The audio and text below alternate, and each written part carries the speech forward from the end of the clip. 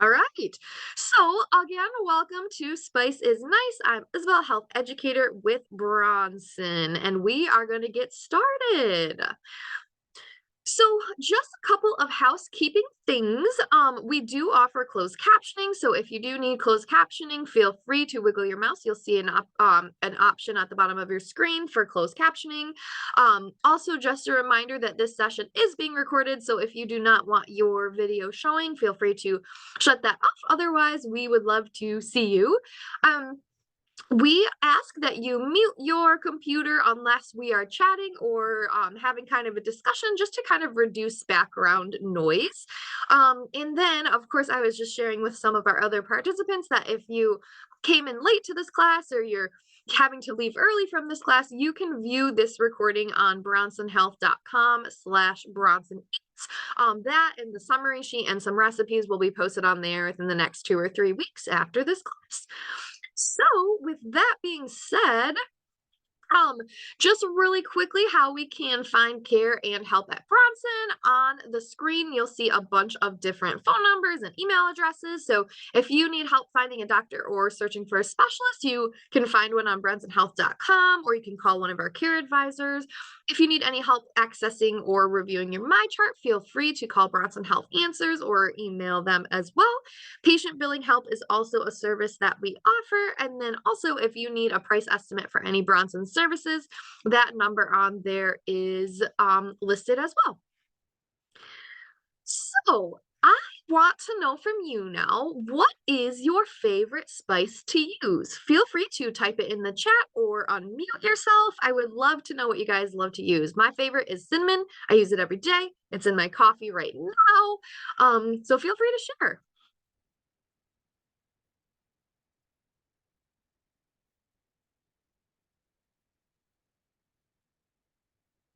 Oh, I got dill in the chat. Yes. Garlic in the chat. Fantastic. Those are great. Rosemary, cinnamon. Yes, Kathleen. I love cinnamon. I use it every day. I had a friend that did not like cinnamon, and I just couldn't believe it. Thyme, rosemary. Yeah.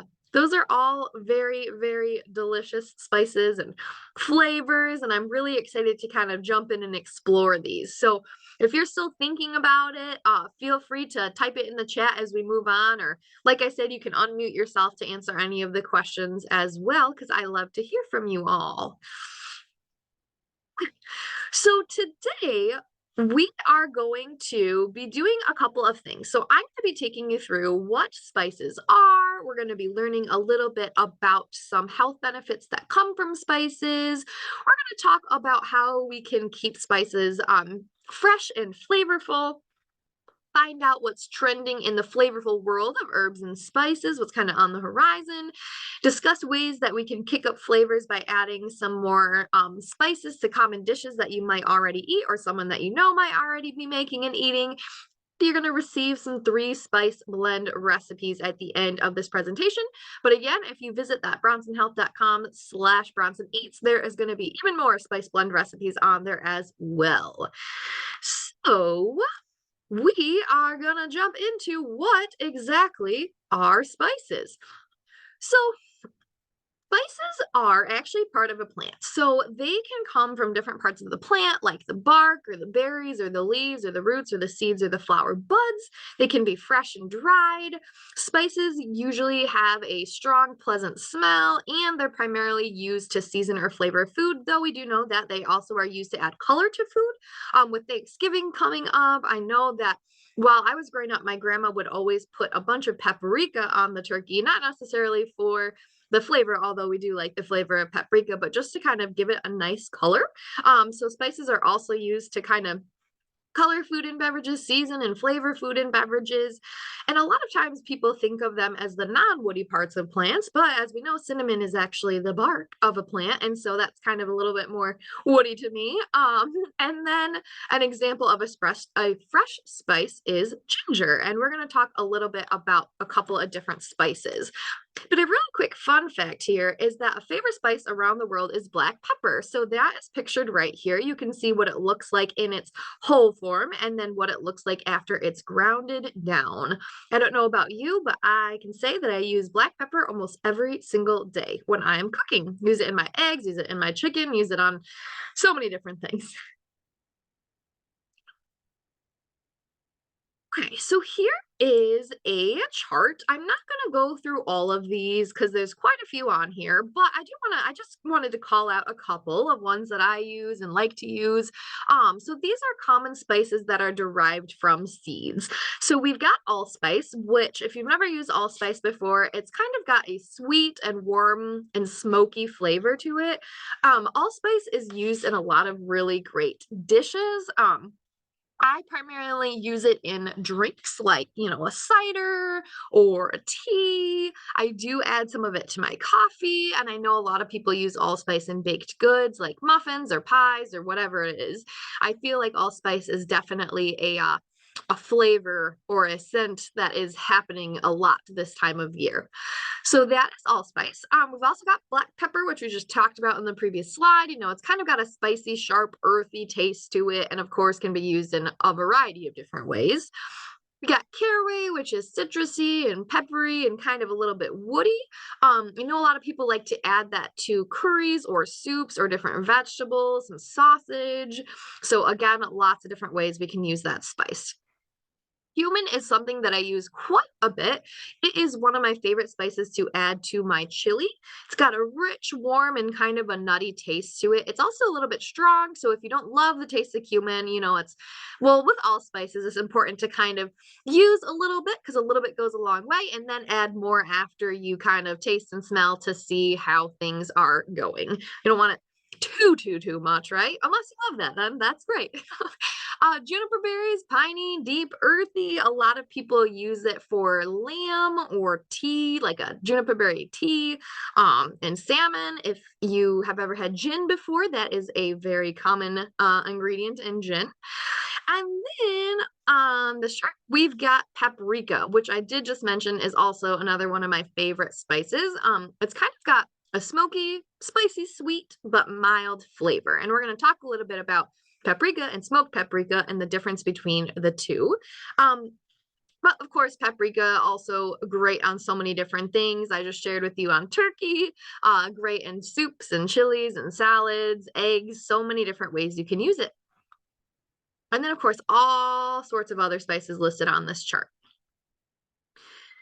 Now, these are spices that are derived from roots or stems or barks or leaves or flowers. So these are also very common spices you might have seen or used before. So basil, of course, has a robust, sweet, savory kind of flavor to it. I personally love basil in my salads, on my pasta, on my pizza. I think it adds a really nice flavor to it, especially on pizza. Love it, love it, love it. And then we've got capers, which kind of offer a salty, tangy, acidic flavor. A lot of people use capers with their chicken or their seafood. Great kind of way to add nice flavor as well. Then we have French tarragon. It's kind of got a fresh, grassy, bittersweet flavor. A lot of people I've seen put in egg dishes. My brother is actually a chef, and he uses that quite often as a lovely garnish on his egg dishes. Also tastes great in soups and on dressings. So as you can see, there's so many different ways that we can use these spices. We got sage, herbal, bold flavors, tastes really great with roast and stews. And then we have turmeric, which we're going to be actually talking about a little bit more in detail in a couple of slides. So turmeric is deep, earthy, and it's slightly sweet. I've known a lot of people put it in their coffee, in their smoothies. It adds a really, really beautiful color to lots of different things, kind of like a goldenish orangish color. So it's really wonderful. I'm just curious from you guys, if you want to type it in the chat, do you use any of these spices often that you've seen listed on either of these charts?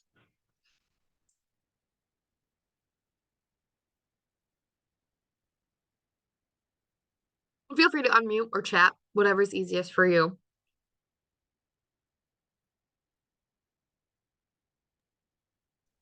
I use a lot of turmeric. because it's turmeric and ginger is good for digestion. What And I use a lot of basil. Fabulous. Um, Thank you for um, sharing, Denise. yeah. Awesome, thank you. If I see turmeric in the chat as well. Most of them. Fantastic. All right. So we got uh a lot of um a lot of cooks here or bakers in this class. All right, fantastic. Okay. So now I have a little trivia question for you. What do you think is the most expensive spice per pound if you were to buy it? The hint is it is pictured above and it can cost between $500 to $5,000 per pound. Anybody know what this is?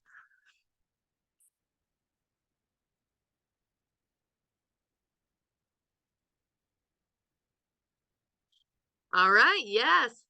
Yes, okay, nice. You guys all got it. Fantastic. It is. It's saffron. So, this originates from a flower and it is believed to have originated and first cultivated in Greece, but today the spice is primarily grown in Iran, Greece, Morocco, and India. Has anybody ever used saffron before on any of the stuff they've cooked or made?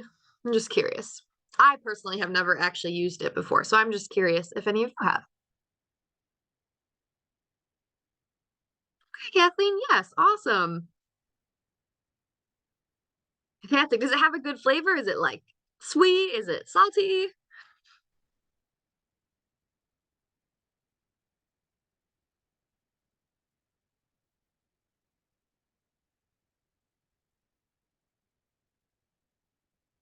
Oh, beautiful. Okay, so it turns rice a nice yellow color. Gorgeous. Awesome. Thank you very much for sharing. See, this is why I love these classes. I learn from you, you learn from me. It's perfect. All right, awesome. Okay, so we are now going to jump into the health benefits of spices. So, according to the National Library of Medicine, spices and herbs have been used for centuries for both culinary and medicinal purposes. So, the great thing about spices is that they can enhance the flavor and the smell and the color of a variety of different, all fruits or all foods and beverages. But it has been having some research on showing that it can protect from certain diseases or may protect from certain diseases. So on our screen, we're going to go through a couple of these different spices and talk a little bit about the research and what has been shown. So Hopkins Medicine has done some research and studies that have shown the promising benefits of spices. Now, there definitely needs to be studies still done, but they are promising as they are seeing right now. So, cinnamon has been shown to possibly help lower blood sugar for people with diabetes, reduce cholesterol levels. Turmeric may help to reduce inflammation in the brain, which is linked to Alzheimer's and depression. Ginger may help to improve digestion and decrease stomach upset. So, if you've ever been sick or kind of had that nauseated feeling, I know that a lot of people reach for the ginger. Garlic may help to protect your heart from changes that could lead to heart disease. And then cayenne may help with pain relief associated with arthritis and diabetes. Now, the really great thing about spices as well, another great health benefit that they offer is that they add flavor to food without adding or increasing any sodium or added sugars or any added fats to your food. So it's a great way to increase and enhance flavor without increasing the salt, the sugar, the fats. Now, that is for individual spices. It's important to pay attention to spice blends such as lemon pepper, because a lot of spice blends actually have a lot of added salts to them. So it's really important to read the food label. If you look at lemon pepper and some other spice blends, you might see that the one of the first ingredients is salt. So it's really important to kind of pay attention to that.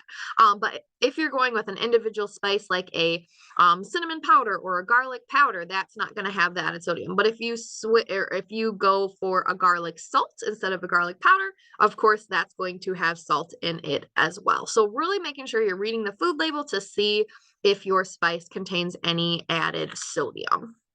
But like I said, it's really it's kind of, on the horizon. These studies are still being going underway, but they do show some promising results. So right here is just kind of a fun little thing. If you've ever heard of anything called the ginger dragon, it is a drink that is made with a ton of ginger, fresh lemon, honey, and hot water or tea. I imagine this would be really lovely if you're feeling sick or not feeling that great, or you just need a little pick me up. I'm sure that would be fantastic. Okay, so now I want to talk a little bit about storing our spices. So I want to know from you guys, where do you store your spices? Do you store them in a cupboard? Do you store them in the original containers? Feel free to unmute or type it in the chat.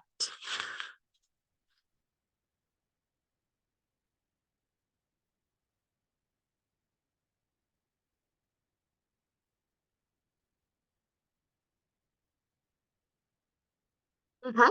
Penny says in the pantry. Nice.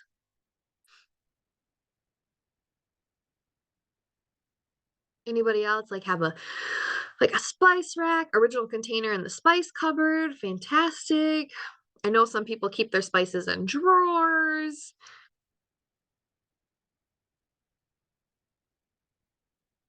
I personally keep my spices on a spice rack in my pantry.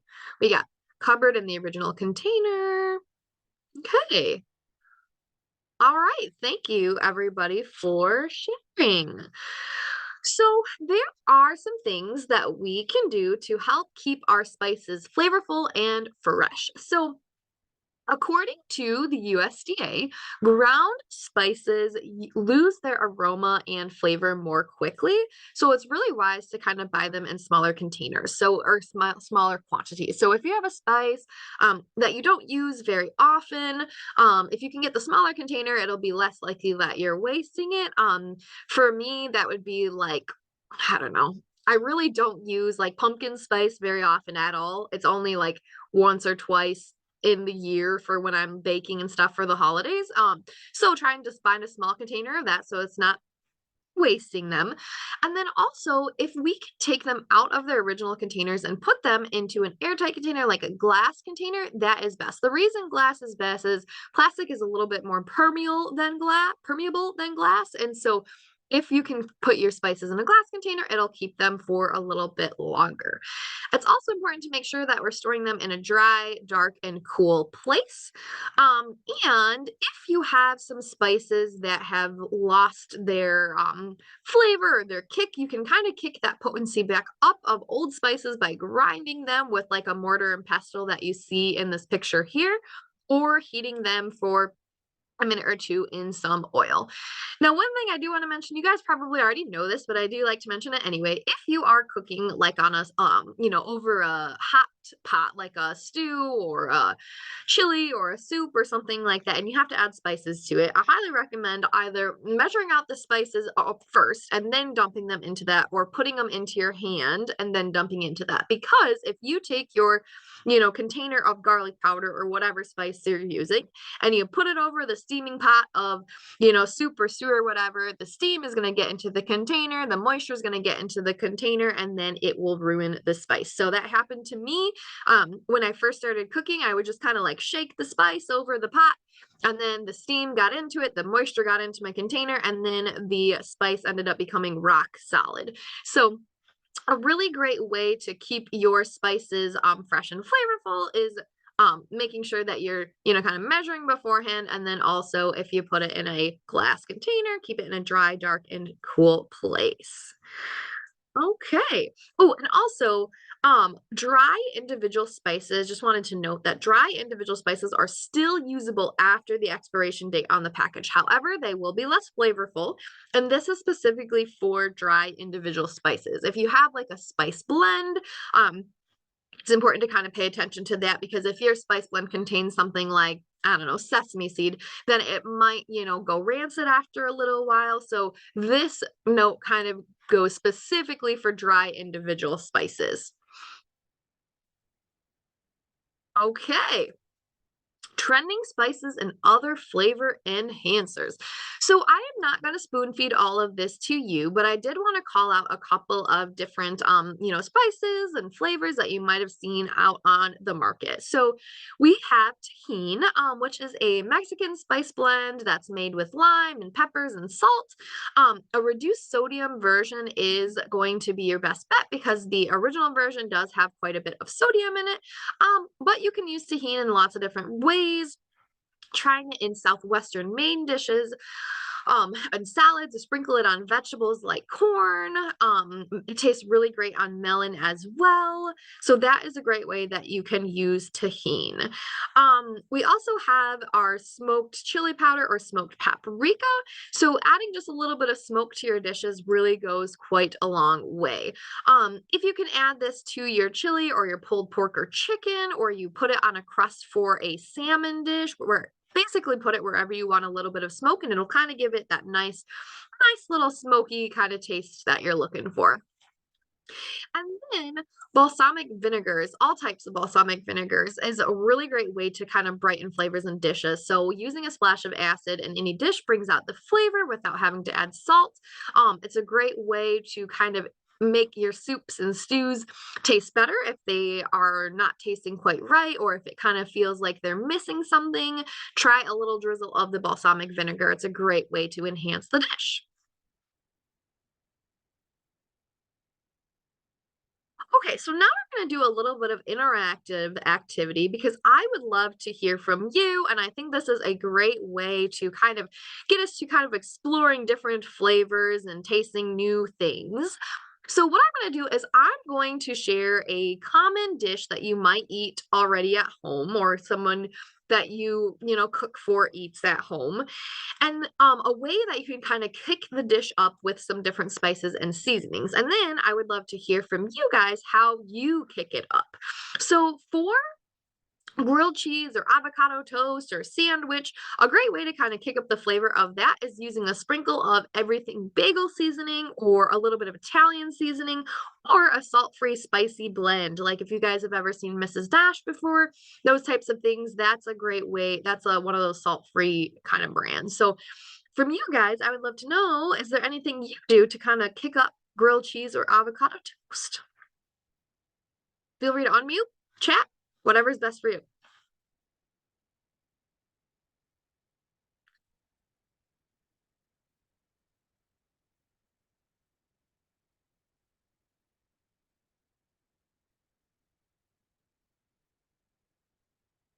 Does anybody eat grilled cheese or avocado toast, maybe?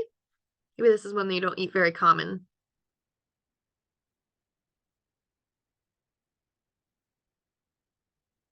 Well, okay, Trader Joe's 21 seasoning salute. That sounds great. I'm gonna have to look into that. Thank you, Jill. Curry, fantastic. Larry, that sounds great. Garlic, beautiful. I love garlic. Oh my gosh, it's definitely one of my favorite things. I love roasting garlic too, and it's kind of got that like buttery texture after you roast it. So good. Awesome, Jill. It's salt free. That's really good to know. I'm gonna have to look into that. I have never seen that before. That's great. Thank you for sharing. Okay. Next common food. We've got omelets, egg dishes, frittatas. So great way to kind of kick up the flavor of those are adding some fresh herbs, some herb blends. As you can see from this picture, not only does it make it look absolutely gorgeous and beautiful by adding microgreens to these egg dishes, but it also adds a nice flavor to it. Does anybody else do anything to kind of kick up their egg dishes, omelets, those types of things? Tell me a little bit more about this herbs de Ponce. I have it, Provence, probably not.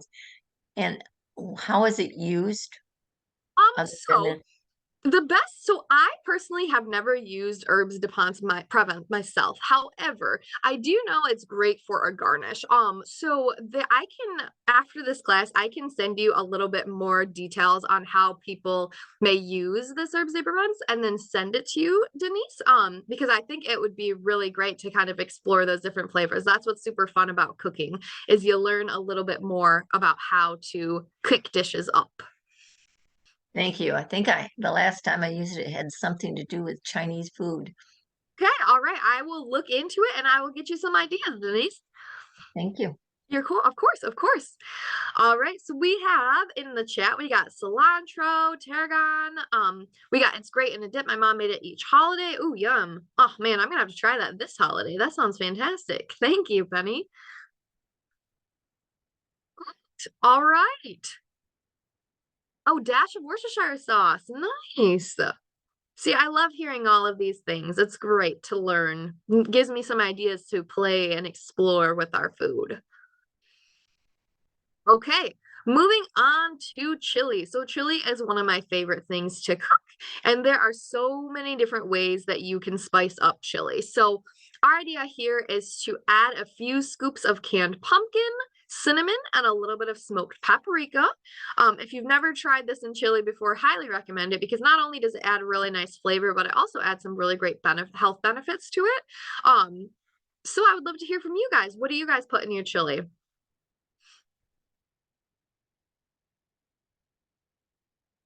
I did have a friend that used to put cocoa powder in her chili, and that was super good.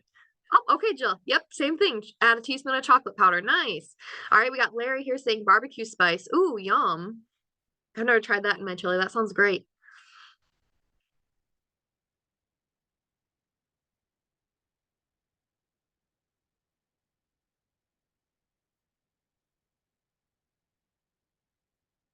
Anybody else have any ideas for kicking up the chili recipes?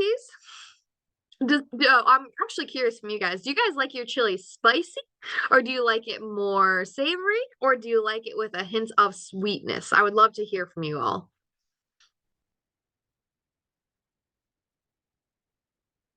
Victoria is sweet. Fantastic. Definite spicy. Okay, we got spicy, we got sweet, total opposite ends of the spectrum. Love it. Anybody else kind of like an in between? Oh, Tabasco. Yum. That sounds good too. Penny in between. Yeah, I have to say I fall in between as well. I kind of am a baby when it comes to spicy things. I have a hard time with spice, but I do know that people love it. Okay, perfect. Thank you, everybody. Okay. What about on salads? Anybody use any herbs, spices, seasonings, blends, anything like that on their salads?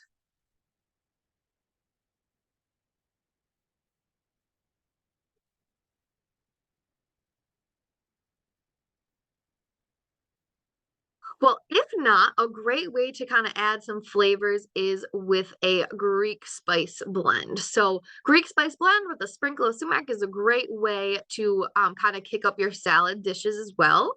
We have basil, cilantro. Fantastic. All right, I think we might have three more dishes to kind of explore. Oh, okay, here we go. Mac and cheese or corn dishes. So the great thing about mac and cheese is it is kind of a blank palette that can be very much uh added. Lots of things can be added to it. So a couple of ideas for you to kind of spice up mac and cheese dishes or corn dishes is a bit of reduced sodium tahini, breadcrumbs with an Italian seasoning, or a salt-free garlic and herb blend. So if you are sick of the same old mac and cheese, these are some great ways to kind of add some nice flavor to it. I also love to add vegetables to the mac and cheese. So if you've never added like steamed broccoli to your mac and cheese, it's a great way to add nutrients to it and it just tastes really good, add some color. So add some broccoli to it, and then you add some of these seasonings and spices, and you've got yourself a delicious dish here. Oh, Larry, fresh garlic. That's one thing I can say I've never added to my mac and cheese before, but I think that would be absolutely phenomenal. I will have to try that. Thank you. Okay. All right, so we got these Romano cheese, pepper, butter, and pasta dishes. Lots and lots of fresh ground pepper. So, like we learned in the first slide, fresh ground pepper is a very common spice. It's kind of add a nice earthy flavor, spicy flavor. It's really, really nice. And if you add this to your pasta dishes, it's really gonna kick it up a notch. I used to, when I was a kid, I used to do the butter I think it was just butter and noodles, and I had that when I was a kid, and now that I'm adult, I'm like, "Oh my gosh, that was so bland, that was so boring. Why did I like that when I was a kid?" I don't know if anybody else had the same thing, but I did. I was always super excited when I got butter and noodles.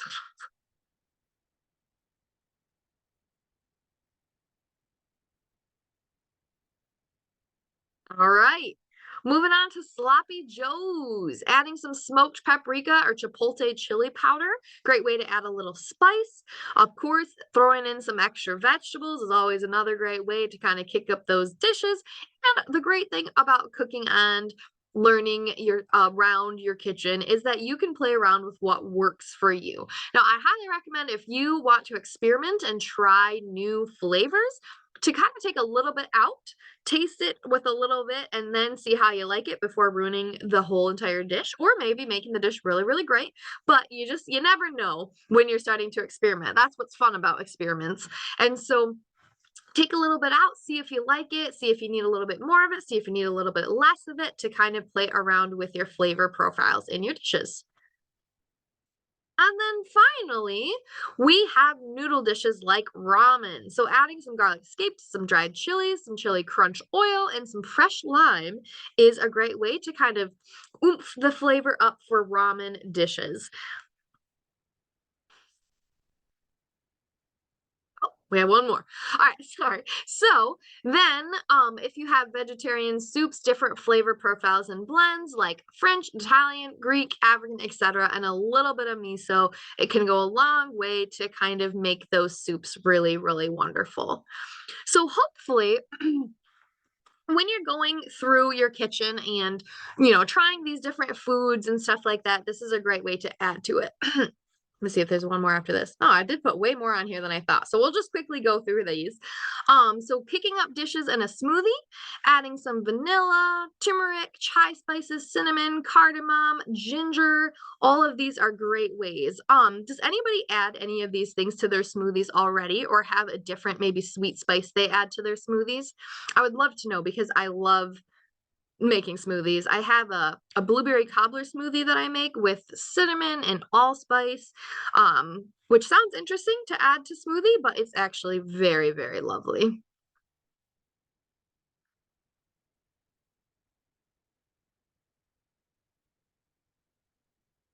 Feel free to unmute or type in the chat.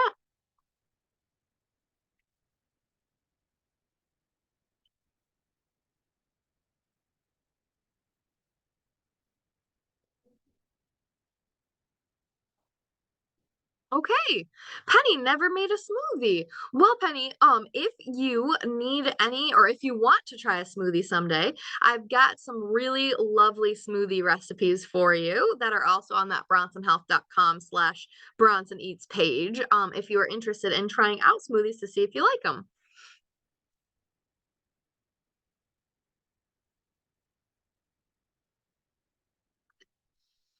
We got creamy veggie-based soups, adding some curry powder, cayenne pepper, pepitas or cashews, adding some toasted coconut or some fresh herbs is a great way to flavor those dishes. Then we got fish, and I do want to mention to season fish before baking. Adding some crushed walnuts or pecans adds also a nice little crunch to it. Smoked paprika, cayenne, cumin, onion, and garlic powder, and then drizzling on a little bit of maple syrup or soy sauce adds a little bit sweet, delicate flavor. Yes, I could. Let me get that to you. Okay, so my email address is this. And the website is this. Oops.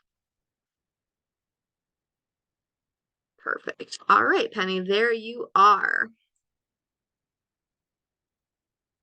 Okay, yes, I would love to send those recipes. Not a problem at all. And then, of course, our time of year right now, pies and crisps and all those beautiful baked goods. Dash of cardamom, a squeeze of lemon juice can brighten up any of those dishes that you're making. So as you can see, there are tons of different dishes that we can use and explore and play around with tons of different flavors that are sure to really kind of accentuate how lovely it is to cook and bake and all of that and explore flavors.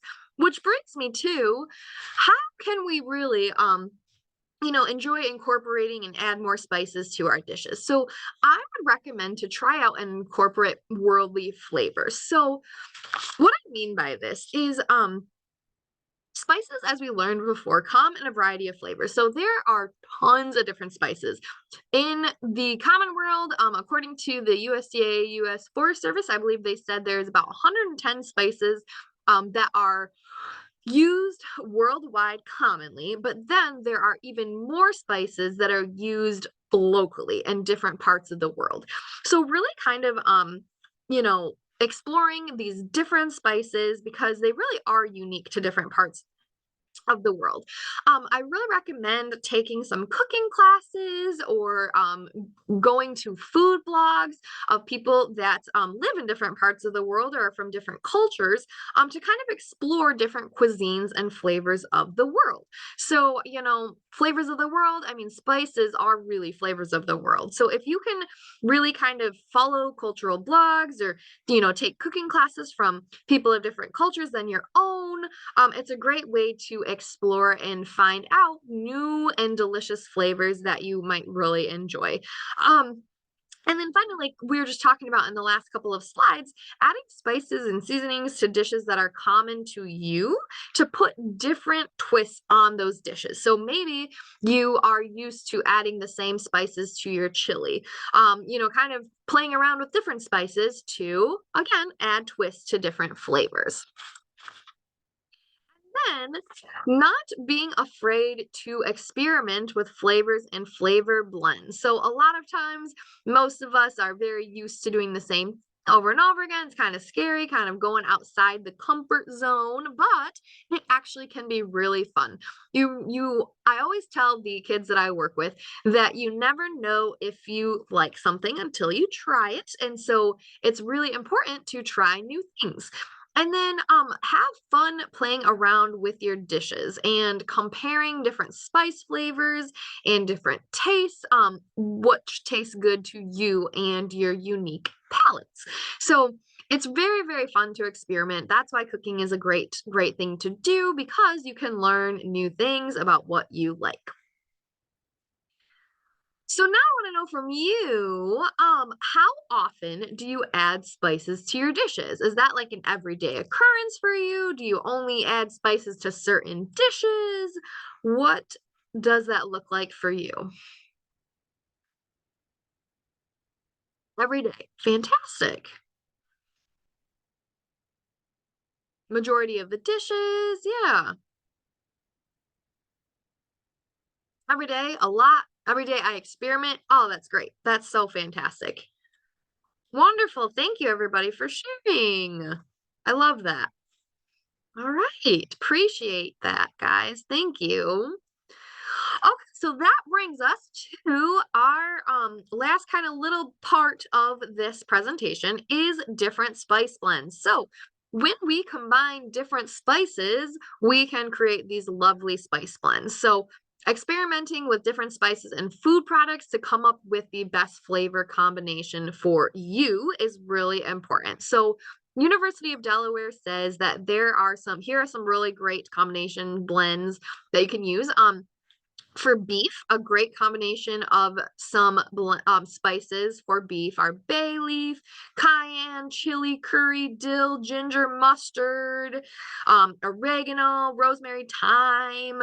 Then for lamb, University of Delaware said a great combination of spices are basil and cardamom, curry, dill, and mint. Again, different combinations of some of these, all of these, what works for you. Fruit combination of allspice, cinnamon, cloves, curry, ginger, nutmeg, and even pepper. And then for fish, a great combination of allspice and basil and bay leaf and cayenne and chives and curry and ginger and oregano. There's so many different flavors. So if you're really interested, University of Delaware gives a list of some different types of food and some great combination of spices that you could use to really make those spices or to really make those flavors of that dish stand out. So on here we have some different spice blends. This apple pie spice is really lovely. Combining these different seasonings together makes a delicious blend. Then we have our spice blend number 2, which is a Greek spice blend. We talked a little bit about this when we were talking about adding this to a salad. So this is really great. And I do want to mention that this makes it quite a bit. So this is not going to be for one serving. This is going to be like a little, jar or bowl or whatever of spices. And then you can use a little bit of that spice to add to your dishes, and that goes for all of these spice blends. This is for quite a bit of these spices, and then you just use a pinch of it whenever you need, or a couple pinches of it. And then we have our taco seasoning spice blend. This is really great because it does not have added sodium to it. So this is also a lovely combination of flavors that taste good if you're making tacos or burritos. This is really, really nice. Okay, so now I want to know from you guys, what spice blend are you most excited to try? The apple pie spice, the Greek spice, or the taco seasoning spice? Or if there's a different spice blend that I did not mention that you're excited to try. I like Victoria says apple pie. Greek, the Oh, Greek. yes. Lovely. And Good. thank you. I've got to leave, but thank you All for. right. Thank you, Denise. Perfect. All right.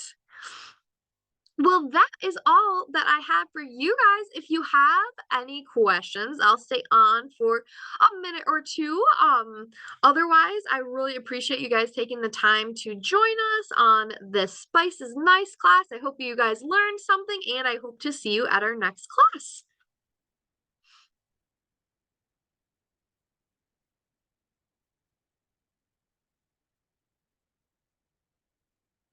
Oh, yes, adding cinnamon and chocolate to the chili. Lovely, Penny. Fantastic idea.